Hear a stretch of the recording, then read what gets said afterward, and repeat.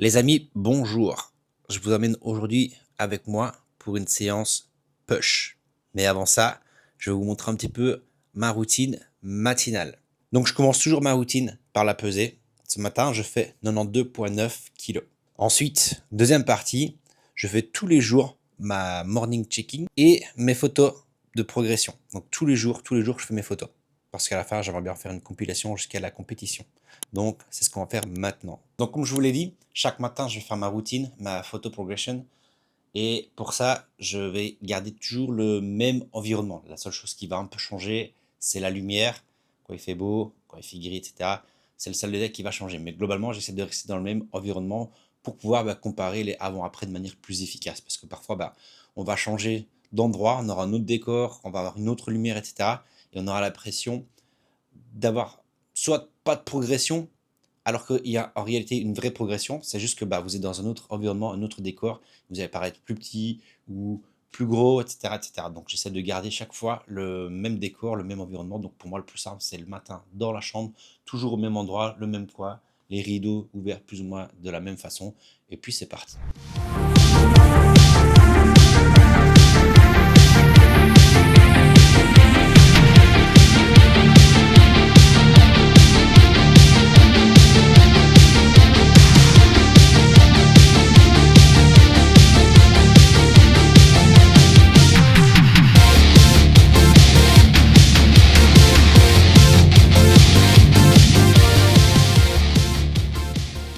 Bon voilà les amis, on se retrouve devant mon assiette. Je vais vous montrer exactement ce que je mange tous les matins. Vous allez voir, c'est très simple, c'est délicieux. Ça ne vous prendra pas énormément de temps. Franchement, en vrai, c'est très rapide. Je vous montre tout ça de suite. Nous avons pour le petit déjeuner un délicieux pancake. Franchement, c'est ultra rapide, c'est vite fait. En gros, dedans, il y a 60 g de flocons d'avoine, 2 œufs entiers, 100 g de blanc d'œuf, une banane, 100 g, calculez 100 g, 2 g de sel et je rajoute un peu de sweetener pour le goût. Vous pouvez également ajouter de la cannelle si vous aimez bien ou des drops de goût vanille ou caramel selon vos goûts. Ensuite, toujours bien s'hydrater. Donc j'essaie de boire au moins 1 litre à 1,5 litre avant d'aller à la salle de sport. En tout cas, en quittant de chez moi, j'ai bu au moins 1 litre d'eau. Et il m'arrive de prendre une bouteille sur le trajet pour aller à la salle vu que j'ai en gros 15 à 20 minutes de trajet. Donc du coup, ça me permet de m'hydrater en allant jusqu'à la salle. Ensuite, nous avons des multivitamines ici et des oméga 3. Voilà, pas très compliqué le matin.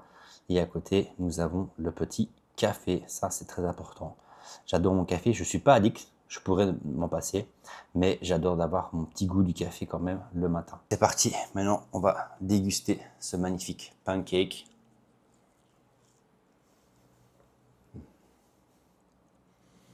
Délicieux. Franchement, ça paraît simple et bête, mais c'est vraiment un régal. Tous les matins de manger ça. Ça prend pas beaucoup de temps. Vous tapez tout au blender, vous calculez vos calories, vous calculez vos ingrédients par rapport à ce que vous avez besoin. Et c'est tout. Vous mixez au blender, vous passez ça à la poêle et en quelques minutes, allez, en 5 à 10 minutes, vous avez votre petit déjeuner qui est prêt. L'avantage, c'est que vous pouvez en faire ce que vous voulez. Soit vous mangez en porridge sur le côté, vous mettez en topping les bananes et vous mettez vos œufs sur le côté, ou même par-dessus, il y en a qui mangent des œufs brouillés avec le porridge carrément par-dessus, en topping aussi, ça arrive. J'ai déjà fait, et franchement, c'est vraiment pas mauvais. Ou alors, une fois que vous avez tout mixé dans le blender, vous avez la possibilité soit de faire des petites crêpes, ou soit un gros pancake comme là j'ai fait, ou encore, si vous avez un gaufrier, vous pouvez vous faire plaisir et en faire des gaufres. Donc vraiment, ça vous donne plein de possibilités pour le matin quand vous avez envie de varier. Si vous avez l'impression de manger toujours la même chose, avec les mêmes ingrédients le matin, vous avez la possibilité de faire 3, 4, 5 recettes différentes.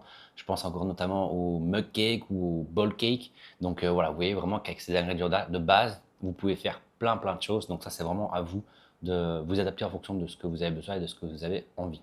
Bon allez, sur ce, bon app. Et on se retrouve un peu plus tard quand j'irai à la salle de sport. Allez, à tout de suite. Bon allez les amis, c'est parti. Direction la salle de sport, le temple. Je suis beaucoup plus tard que prévu, il est bientôt 5 h de l'après-midi. J'ai eu vraiment énormément de boulot. J'ai préparé une petite vidéo qui est déjà sortie à l'heure à laquelle où je vous parle là, un petit short. Donc du coup, là, je vais m'entraîner. On va d'abord s'arrêter au 7-Eleven parce qu'il me manque un ingrédient clé pour ma potion magique pendant l'entraînement. Et voilà, mission accomplie. J'ai récupéré ce qu'il me fallait. Je vous montrerai tout ça quand je serai arrivé à la salle parce qu'il me faut absolument des glaçons au vu de la chaleur et l'humidité. Rien de tel que d'avoir des boissons bien fraîches. Donc du coup, chaque fois que j'arrive à la salle, je commande ma bouteille d'eau là-bas ainsi qu'un grand verre rempli de glaçons. Comme ça, je peux les distribuer dans mes 2 gourdes de potions magiques. Alors ce qui est bien, c'est que là où j'habite, je suis à une distance assez raisonnable de la salle de sport, ce qui fait que je peux marcher chaque fois pour y aller et pour revenir. Du coup, c'est parfait pour le NEAT. Ça me permet de récupérer pas mal de pas déjà sur la journée, parce qu'à côté de ça, je passe énormément de temps devant le PC pour la partie client avec B30, mais aussi pour la partie client avec l'agence créative. Donc là où je m'occupe également de tout ce qui est de la création de logos, de sites internet, montage vidéo, miniature YouTube, etc., etc. Je ne vais pas vous parler pendant tout le trajet, sinon on est encore là demain.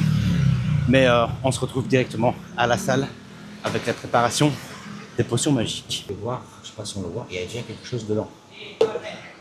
La poudre dans ces potions magiques, c'est simplement des électrolytes pour avoir une bonne hydratation durant l'entraînement. Et surtout ici où il fait déjà excessivement chaud. Regardez, je suis à peine marché, je suis arrivé ici, je ne me suis pas encore entraîné, je suis déjà trempé. Et alors ce que j'ai été chercher au 7-Eleven, c'est simplement de l'eau de coco. Donc on va mettre plus ou moins 250 grammes dans notre bouteille. Donc j'ai le mesureur qui est là. Hop là.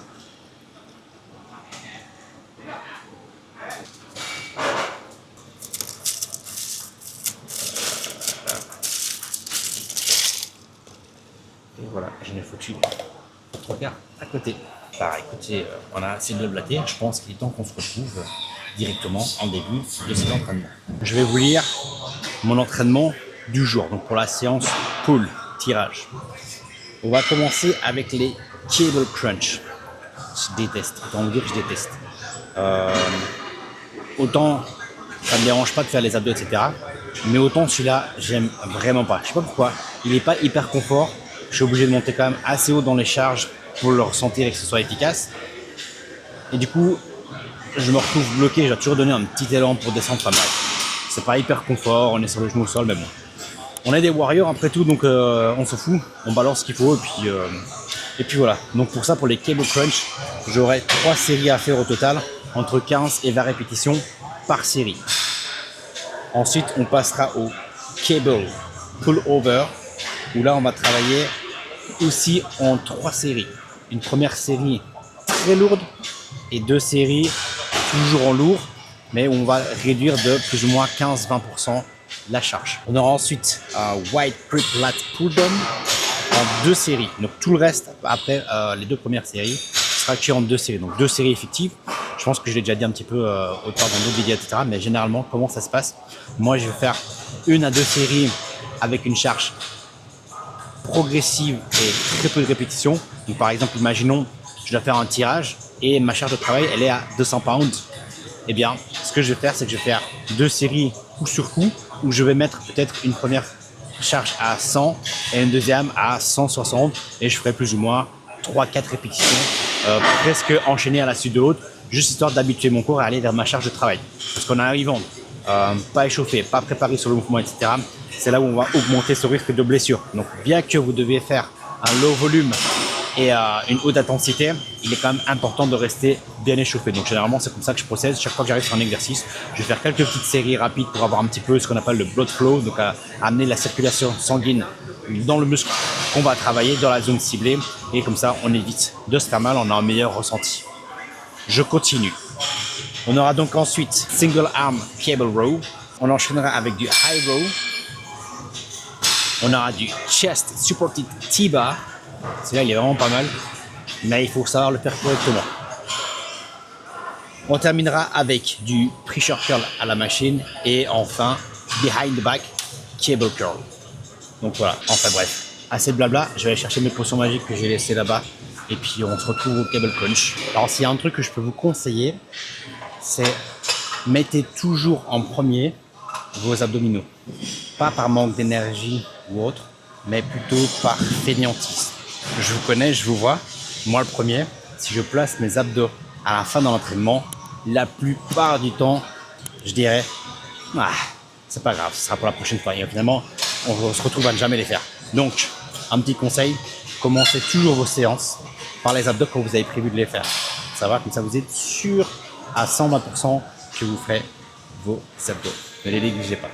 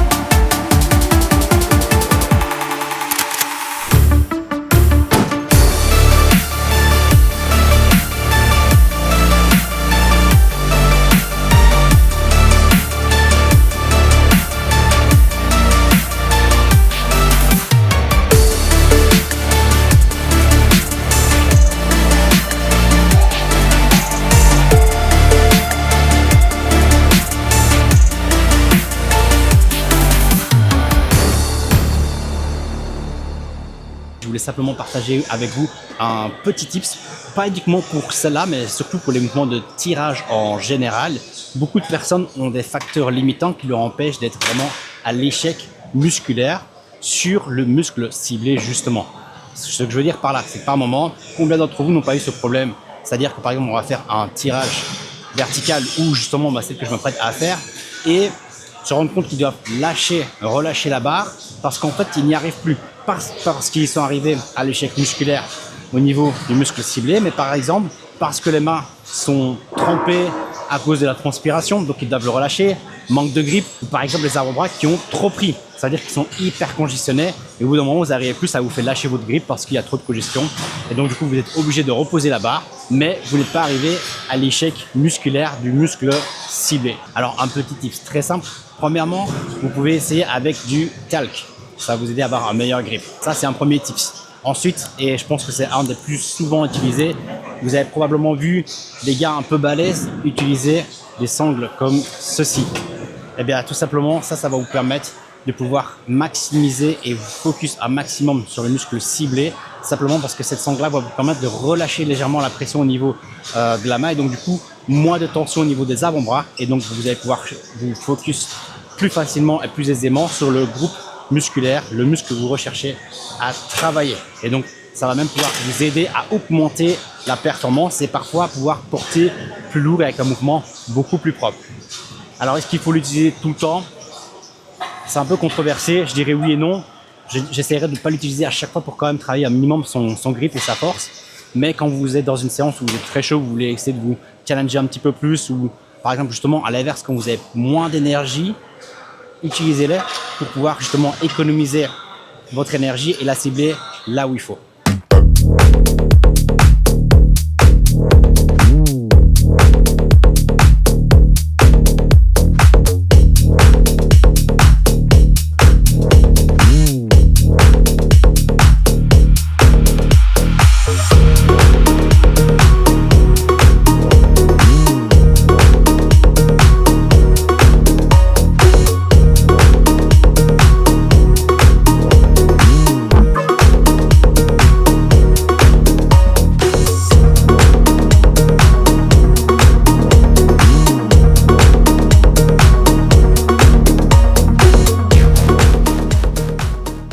déjà à la fin de cette vidéo. Merci d'avoir regardé. Merci pour votre force et votre soutien. N'oubliez pas de liker, partager et surtout abonnez-vous. Laissez-moi un commentaire si vous avez des questions. On se retrouve prochainement dans une autre vidéo. Merci, c'est ciao.